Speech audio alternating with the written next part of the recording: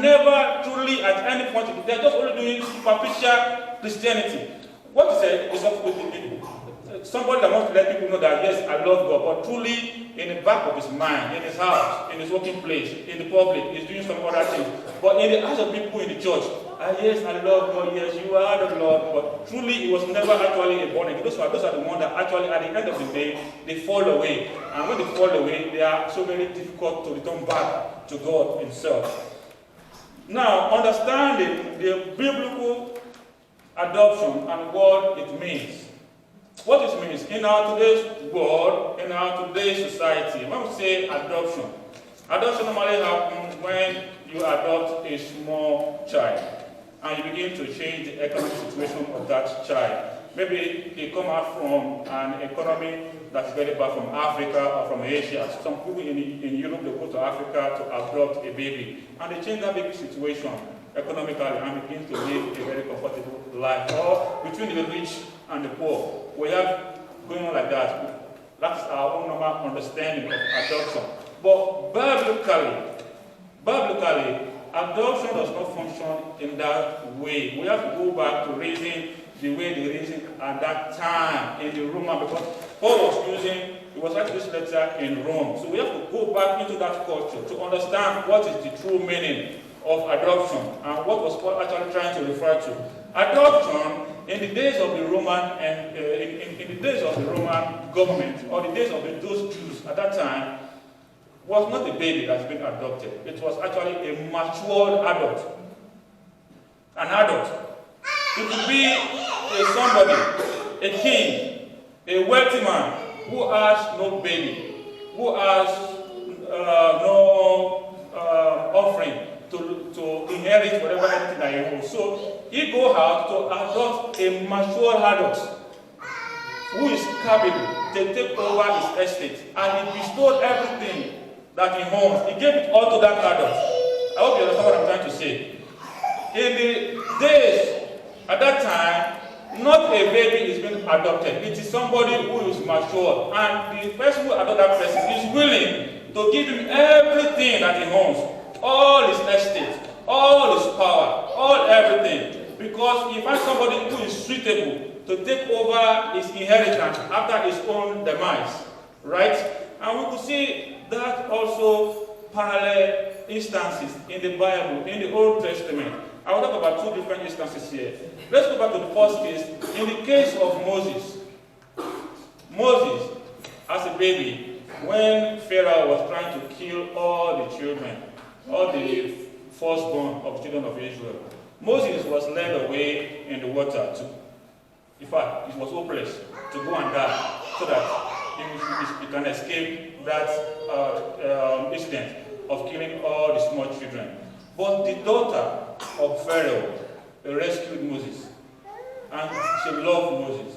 And Moses was raised up in the king's palace.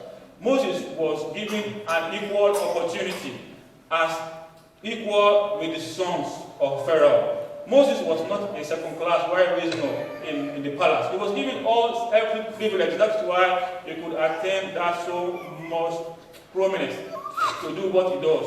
But another very good, interesting one, let's open our Bible to 2 Samuel. 2 Samuel.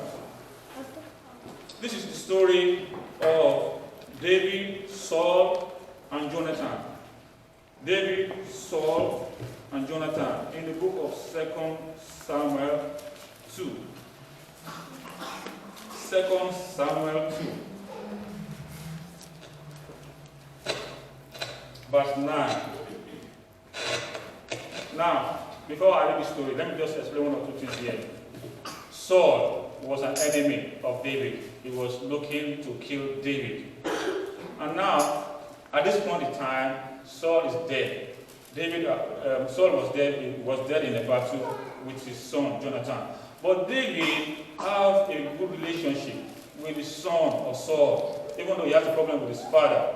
Right? So when Saul was dead, Jonathan was dead, and now David now went into the house of Saul to know if there's anyone left in the house of Saul. So let's read the story so we can understand it now. And David said, "Is there yet any that is left of the house of Saul, that I may show him kindness for Jonathan's sake. For there was of the 2 Samuel chapter 9. 2 Samuel chapter 9. 2 Samuel chapter 9. Alright, I'm reading from verse 2. And there was of the house of Saul a servant whose name was Ziba. And when they had called him unto David, the king said unto him, Art thou Ziba? And he said, Thy servant he is.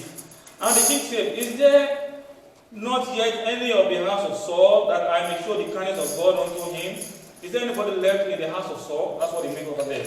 And Ziba said unto the king, Jonathan had yet a son, which is lame on his feet. And the king said unto him, Where is he? And Ziba said unto the king, Behold, he is in the house of Micah, and the son of Amer, and in Lo-debar. Then the king sent and fetched him out of the house of Micah, and the son of Amer, and from Lo-debar. And when Mephibosheth, the son of Jonathan, the son of Saul, was come unto David, he fell on his face and did reverence. He was afraid, thinking he was going to be killed. And David said, Mephibosheth, and he answered, Behold thy servant. And David said unto him, Fear not, for I will surely show thee kindness for Jonathan thy father's sake, and will restore thee unto the land of Saul thy father, and thou shalt eat bread at my table continually. And he bestowed himself, and he bowed himself, and said, What is thy servant that thou shouldest look upon such a dead dog as I am? Then the king said unto Ziba, Saul's servant, and said unto him, I have given unto thy master's son. Now talking about that boy now, all that pertain to Saul and to his house. Thou therefore and thy son and thy servant shall till the land for him, and thou shalt bring in the fruits, that thy master's son may have food to eat. But Mephibosheth, thy master's son, shall eat bread always at my table. Now Ziba had 15 sons and 20 servants. Then said Ziba unto the king, According to all the Lord the king hath commanded his servant, so shall thy servant do. As for Mephibosheth, said the king, he shall eat at my table as one of the king's sons. Automatically, David, what did he do? David adopted that boy. For what sake? For the sake of Jonathan and his father. Today, we are in the same situation. I will say today, we are that Mephibosheth.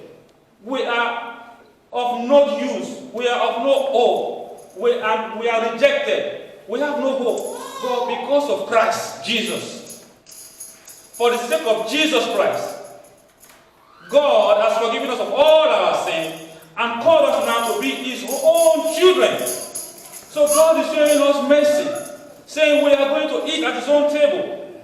Don't forget the marriage supper of the Lamb in Revelation 19. It was happening in heaven. And who are there? Those who are redeemed. For the sake of our Lord Jesus Christ, God has cancelled all our debts, saying, I have forgiven you. Now you are now my son. Have that forgiveness to come before me. Call me Father, and I will be a father unto you. So we are adopted into God's family, not because of our own smartness, or because we are able to keep the law which we cannot keep, not because we are perfect in flesh, but because of the complete work of Christ at the cross of Calvary. And God bestowed his righteousness upon us. The righteousness we have today, it is that of Jesus Christ. It is called imputed righteousness. So when God is looking at you, what God is seeing in you is Jesus. When David was looking at this boy, he's looking at Jonathan, his friend. Praise the Lord. Hallelujah. My time is up. Praise Master Jesus.